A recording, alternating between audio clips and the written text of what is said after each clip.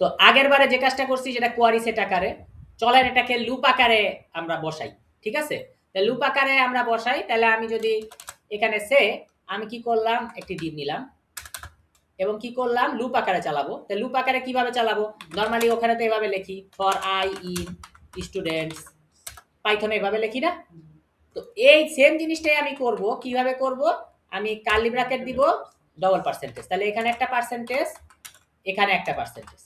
আবার একটা কথা আছে, পুকুর যখন ঘুরেছি মাছ আমি ছাড়বই, ফর যখন দিয়েছি ইন ফর আমি করবই, তাহলে ইন ফর। ঠিক আছে, তো ইন ফর আমি এখানে একটা ট্যাব মেরে ঢুকি, একটা বা দুটো ট্যাব মেরে। তো আমি এখানে কি করতেছি, আমি এখানে ডবল কার্লি দিয়ে যখন আই দিব তখন কিন্তু আমার স্টুডেন্টগুলো আসতে থাকবে। আমি রিফ্রেশ করি, দেখতেছি এক এক করে যে রাসেল রায়হান, সিয়াম ভাই, মাহাদি ভাই, রনি ভাই, তানভীর ভাই, বাইজিৎ ভাই, আফজাল ভাই, এক এক করে আমার স্টুডেন্টগুলো এসে গেছে। এখন আমি কি হয়েছে, আমি লুপটা চালাইছি ডিবের ভিতরে, আমি যদি ডিবের বাইরে চালাই তাহলে প্রত্যেকের জন্য আলাদা করে ডিব আসবে। ডিবের বাইরে চালাই তাহলেই দেখেন প্রত্যেক আয়ের জন্য আলাদা আলাদা করে কি আসবে, ডিব আসবে, মানে প্রত্যেকটা নাম আলাদা। এই যে আসছে, ওকে। তাহলে এখন আমরা লুপ চালায় শিখলাম।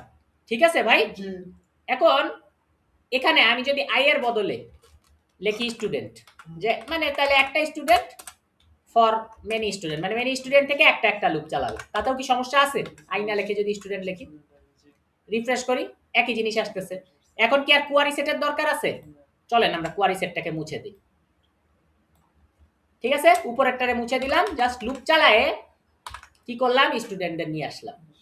ওকে, পরের ভিডিওতে দেখা হচ্ছে।